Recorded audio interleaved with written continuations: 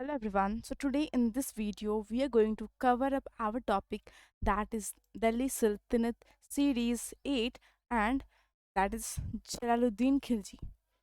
So starting our video without further delay. तो आज हम डिस्कस कर रहे होंगे अबाउट जलालुद्दीन खिलजी।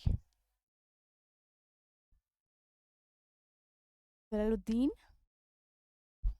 खिलजी, जैसा कि हमने पिछले वीडियोस में डिस्कस कर रखा है कि बलबन के बाद जो उसके सक्सेसर्स आते हैं, जो उत्तराधिकारी आते हैं, आ, तो उनको अपदस्थ करके उनको मार के गद्दी पे आने की कोशिश कौन करता है? जलालुद्दीन।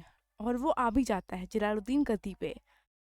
जिस टाइम में जलालुद्दीन अपने गद्दी पे आता है उस टाइम में जलालुद्दीन बेसिकली 70 ईयर्स का होता है। जलालुद्दीन खिलजी गद्दी पे आके अपने वंश की स्थापना करता है और उस वंश का, उस डायनेस्टी का नाम होता है खिलजी डायनेस्टी।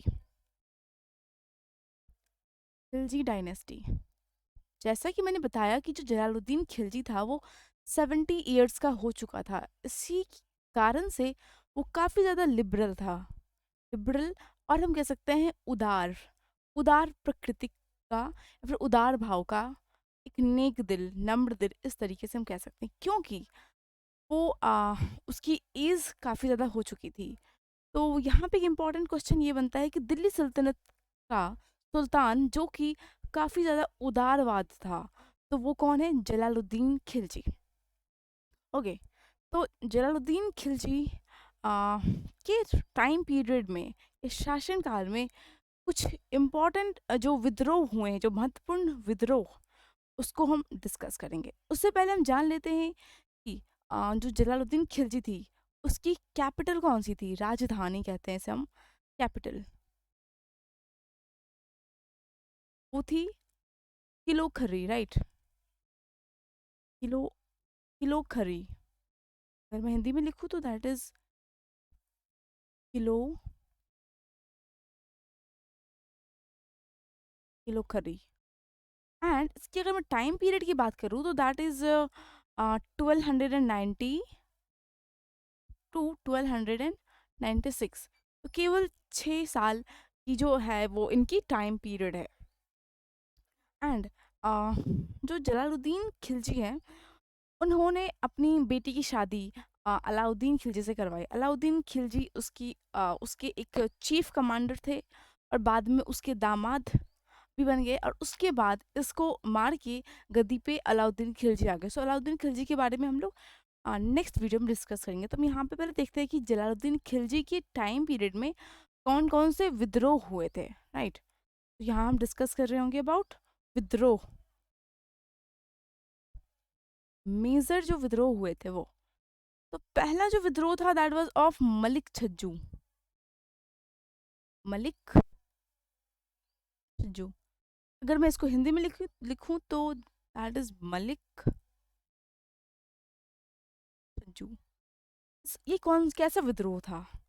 बेसिकली जो मलिक छज्जू है वो मंगोलियन था। ये एक मंगोलियन था।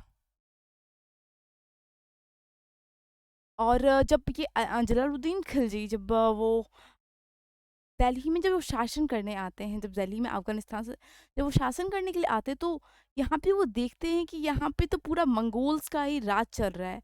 तो जो जलालुद्दीन खिलजी के जो चीफ कमांडर थे अलाउद्दीन खिलजी, उन्होंने यहाँ आके उन्होंने अपनी ताकत और पावर दिखाई और वो आके यहाँ पे मंगोलियंस को हरा दिए, राइट? उन्हें हराया और अलाउद्दीन खिलजी ने अपनी पावर दिखाई यहाँ पे। वो कौन? अलाउद्दीन खिलजी के चाचा थे कौन? जलालुद्दीन खिलजी। तो यहाँ पे जो विद्रोह हुआ पहले हम उसको डिस्कस कर लेते हैं। जो मलिक छज्जू था वो एक मंगोलियन था, और यहाँ पे इनके धर्म, इनके रिलीजन को कन्वर्जन करने की बात चल रही थी। मतलब मंगोलियंस को कन्वर्ट किया जा रहा था इस्लाम में, कन्वर्ट इनटू इस्लाम। तो इस बात को लेके इसने क्या कर दिया? इसने विद्रोह कर दिया। विद्रोह, जिस कारण से इसको अपनी जान भी देनी पड़ी। फिर इसको मारा भी गया और ही हैव बीन किल्ड। तब तो ये बात चल रही है 1294 की। तो ये था पहला विद्रोह बाय मलिक छज्जू। वो कौन था? मंगोलियन। और मंगोलियन की जो धर्म है, जो रिलीजन को कन्वर्ट करके इस्लाम में चेंज करने की बात हो रही थी, जिसपे जो ये मंगोलियन मलिक छज्जू ने विद्रोह किया, उसके कारण उसकी जान ले ली गई इन 1294। ओके, तो जो नेक्स्ट वन है, नेक्स्ट विद्रोह, that is of here, that is Tajuddin Kuchi.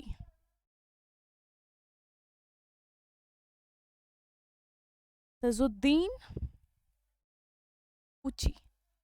If I'm writing it in Hindi, then I can write it as Tazuddin Koochi. Okay, तो इसका एक हम कह सकते हैं कंस्पिरेसी। इन्होंने षड्यंत्र रचा था। किनकी?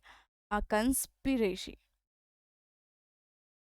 किनके अगेंस्ट? तो जलालुद्दीन खिलजी के अगेंस्ट, तजुद्दीन कूची ने। एंड द थर्ड विद्रोह जो था वो था हमारा शीदी मौला, सूफी संत सीदी मौला।